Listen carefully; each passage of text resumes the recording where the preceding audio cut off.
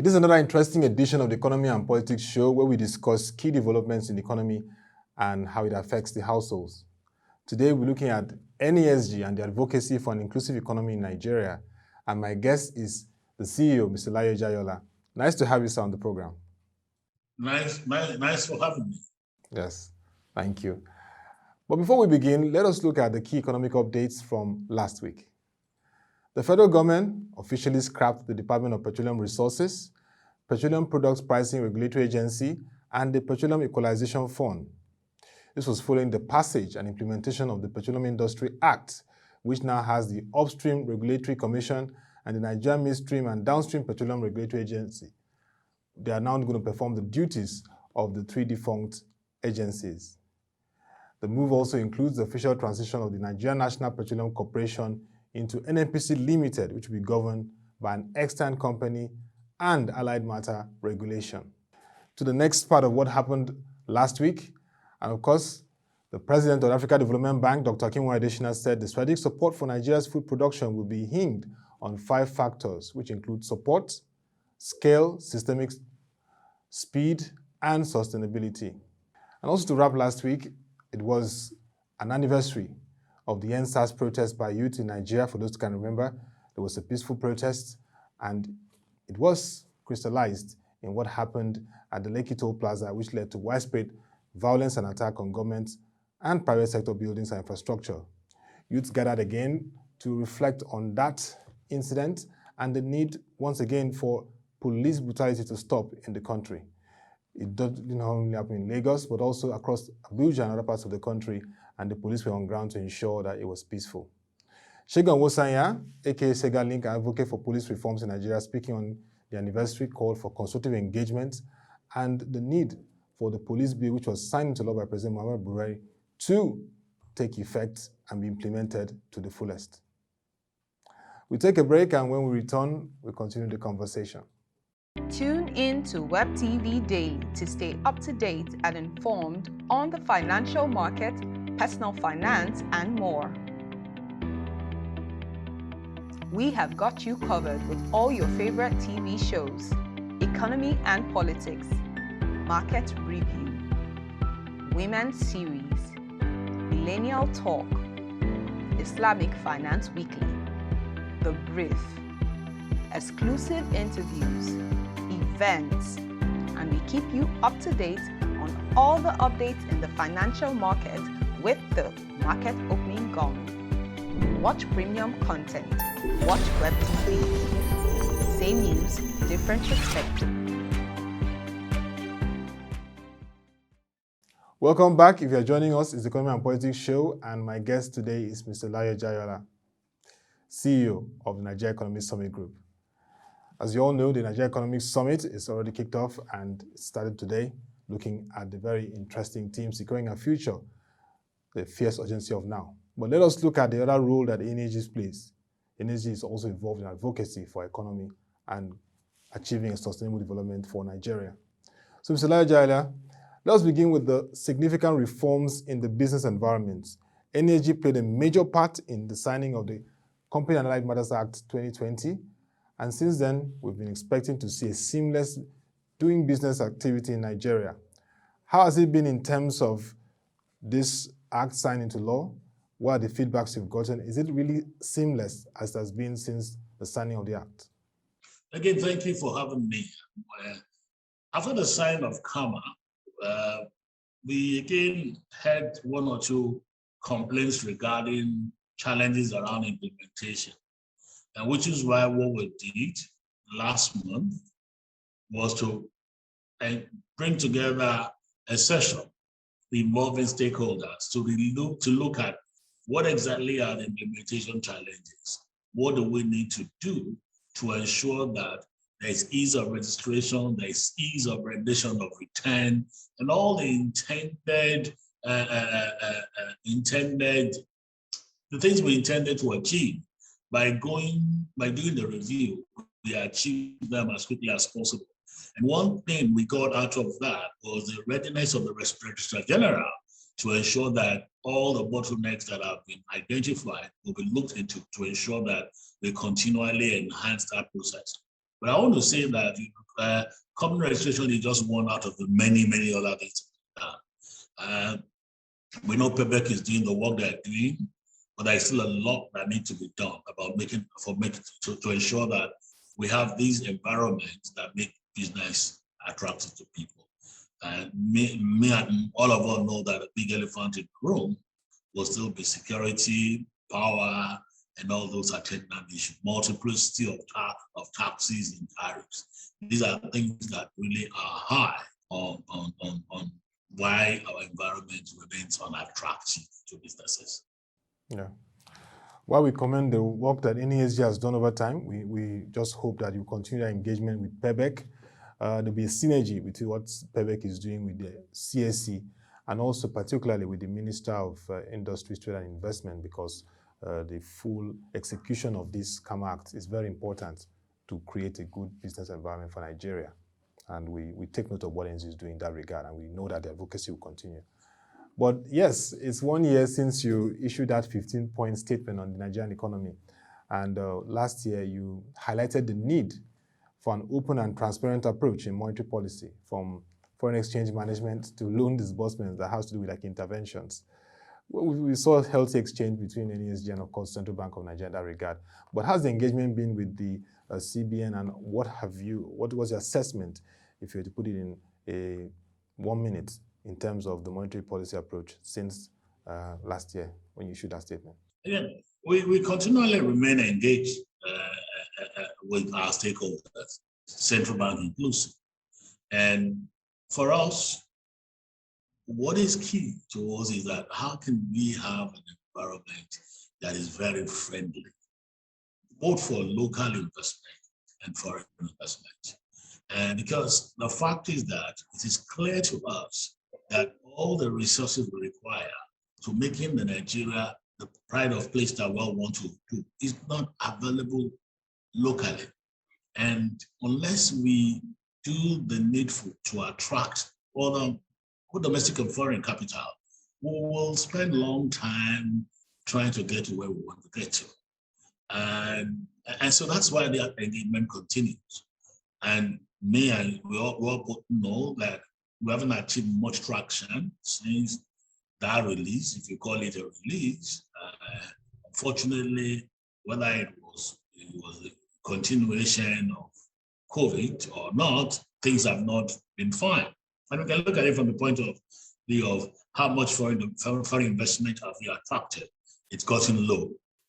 When we speak to the private sector people and ask them regarding access to foreign exchange, we find out that despite all that the CBN is doing, liquidity in that market is very poor. So we don't have as much liquidity as we should have in that market. And you recall that subsequent to that release, the clamor for ensuring that we have a single market came on. And as we speak today, we still have those different markets and wide divergence between the INE window and the so-called parallel market. So the issues are up. The issues regarding even food. You know, we're concerned about prices of food, and you know that price inflation had remained very, very high. We began to see some little notch downwards in the last two months, but even then, it's still very, very high. I mean, I was making a joke with a friend of mine who said some of them should go and look at what does it take to get a rise. A family of 5 to have food on their table 2015 and compared to now. So we're still where we are in terms of what we're doing. Interest rate has still not worked very, very well, and the debt issue is still here with us. So despite all the attempt of government, a number of challenges still remains, and that's why the conversation must continue. And which is why, again, we will continually implore government to allow for much more openness. And let us begin to look at what else can we do. Now, it's one thing for you to be working very, very hard. But when you work very hard and you don't get the results, simple thing required that you try something else to see whether you will get desired result. The challenge is that 1 year down the line, we are still not where we want to be. That's not saying that people are not working, but if you're working and you're not getting the results, you then need to look elsewhere. Jobs remain a problem. We need to create jobs for our people. There is no more coordination between fiscal and monetary policy. And we hear this, and now, even if you hear this, I mean, I recall that there was a session where it became very clear to everyone, so there's nothing that we've said at the NESG in those 15-point agenda that has not come to fore. And our job as a think tank would be to be able to see what is it we're seeing afar. How can we begin to bring it to government attention? And how do we begin to work at it? NESG will never tell you we told you so. No. Who are you telling so? We are part of this system. We're part of Nigeria. Our concern at NESG is that this is what we see. What can we do together to mitigate the impact on Nigerians? And how can we collaborate and work together? So for us, we're not happy. We talked about it, but we're not happy at where we are. We believe a lot still needs to be done. And all stakeholders must work together in tandem towards making Nigeria a better place. Not only for those of us that are in now, but even for our younger ones that are looking for jobs, that are becoming rested. I'm really happy because that advocacy has brought even to the point where the Minister of Finance, Ms. Zainab Ahmed, met recently again with the central bank governor, and we've heard again they are looking to align fiscal and monetary policy. So the advocacy shouldn't stop. NESG should continue their role so that we can see this very fair and transparent allocation of resources and management in monetary policy, which we should link with fiscal.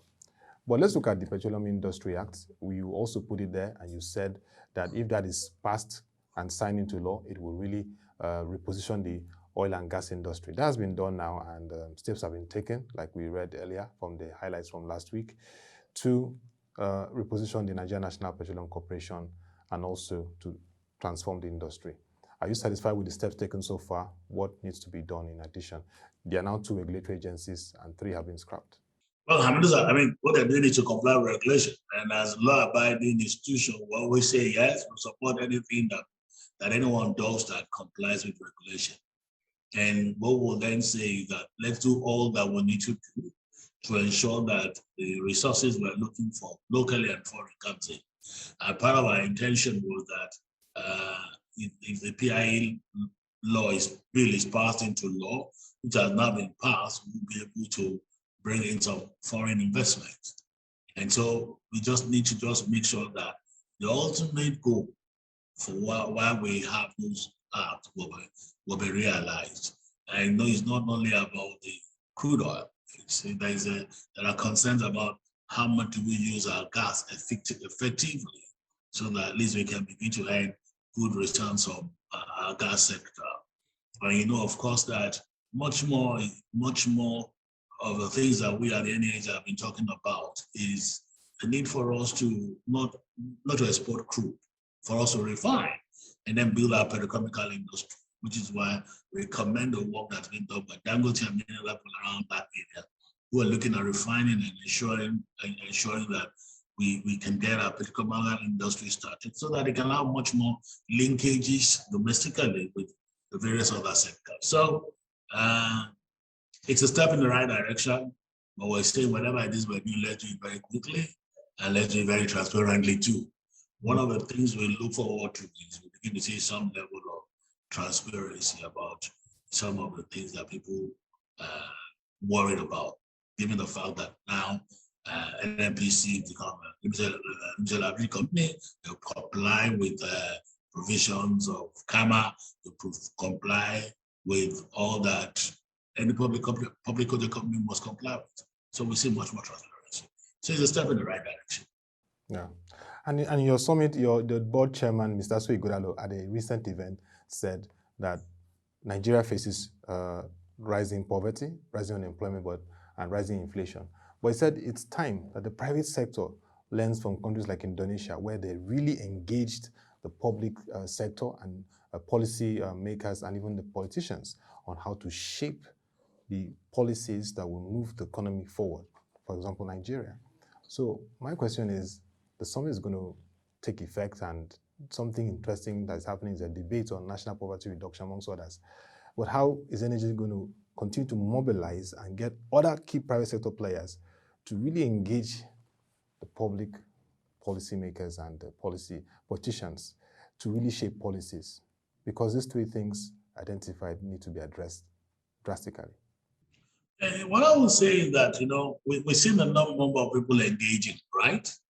And we part of what I pray we get to in this country is where the mutual distrust between the public sector and the private sector is reduced.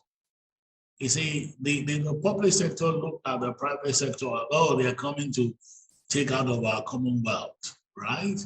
And the private sector look at the public sector and say, oh, these guys are bad, they're just stealing our money. We need to go beyond that mutual distrust between ourselves. And I'll be kidding if I tell you it's something that will go in one day. I mean, the founding fathers of NESG saw this as a problem. The reason why they started engaging people, even at the military, during the military era, it has continued. That distrust, maybe not peculiar to Nigeria alone, it's one of those things we have in our development area. But unless we bring in much more transparency and openness, right? And unless we begin to get not only private sector, I'm really looking at private sector from the point of view of those who are doing businesses. Unless civil society, people like you, people in the media, we can shine a light not only on the public sector, but even equally on the private sector. Unless we get to a point where we say, look, what is it that we all as Nigerians need to do? Because I'm one of the people that believe that unless we have an elite consensus, and what I mean by elite consensus is it's not something that is a public-private sector. Those of us that are fortunate, because hey, when we talk about Nigeria, how people at the bottom of the pyramid, the divide is wide. I mean, if you look at MBS, you guys do a lot of data mining. I mean, at 137,000 naira, we have close to about 70% of our people that are there. So you ask yourself, so who are those that are, all of us, the elite people, are not under the poverty line. But we need to decide and say, what is it that we want to do? You see, the day capitalism makes you take all profit, without thinking about those that are left behind, you're going to have the populist revolt against you. We've seen, globalization has suffered some big time blow all over the world. Why? Because those that are left behind began to feel that the capitalists just took all the money away. So I do agree with my chairman that we are, in our own self-interest, we need to begin to sit down with our people in the public sector and say, what do we need to do to make this place safe and secured for us? How do we ensure that we create good social safety net for those that are on the bottom of the pyramid? How do we guarantee access to health, access to equal opportunity, access to basic education? So it's an engagement that we need to look beyond ourselves, and so I agree with him. We've been at the forefront of it, and we always encourage people to do it. But at the NESG, we tell people we're a platform of platform. We're open to as many people. We want to support people and ensure that together we get many people on board to continue this work of dialogue, this work of engagement. It's not an easy work to do. For us to be relevant, we do a lot of research to make sure that you enhance your credibility. And sometimes you get dealt with because of the advocacy we do, which we from time to time at NESG face. But again, we need to continue that. So I do agree with my chairman that we need to also talk more. But beyond talking, we need to begin to walk the talk. We need to begin to put our money where our mouth is. If the efficiencies we have in the private sector, if we can make it available to some of the public sector won't be where it is today. If many of us will begin to pay our taxes and pay really the right taxes and sit at it to ensure that these are not filtered away, maybe the fortunes of our people who are below the bottom of the pyramid will not be as bad as it is now. So those are the kind of things my chairman and some of us have been talking about, which of course resonate with our views at the NESG. Okay, I mean, it's very clear. There's need for the like consensus. And when you keep hearing that, you know that that time and moment has come, and we hope that there is that bridge between the public and private sector. Like you said, that mutual distrust needs to be addressed so that we can move forward as a nation. But I want to thank you very much, Mr. Laoye Jaiyeola, CEO of Nigerian Economy Summit Group, for the time and your advocacy in pushing for reforms and bills that will move Nigeria forward. The impact has been felt from ease of doing business, petroleum sector, agriculture, across all policy strata, and we wish that the NES Summit would once again bring to the fore strategies that can move our economy forward. So once again, thank you for the time, and wishing you a very interesting summit. Thank you for having me. And that'll be all for this edition of the Economy and Politics Show. If you have questions, comments, or suggestions on the role of NESG and its advocacy for an inclusive Nigerian economy, please send them to otobasi.abasekon@prochanging.com, and we would respond appropriately to you based on those suggestions, comments, or questions. Also join our website, www.prochanging.com, to read our latest news, articles, and stories. Of course, this week is a busy one, the NES Summit, so you will be getting a lot of stories and developments. And yes, you can engage with us through our social media platforms displayed on the screen. And like we said, it's the 27th Nigerian Economy Summit, so it's kicked off already today. So if you want to join the conference, log on to www.nesgroup.org/27. And of course, you can also join NESG on YouTube to watch the two-day conference, the key developments that will happen. Just remember that you need to stay safe this period until we come your way again. Thank you for watching, and have a nice day.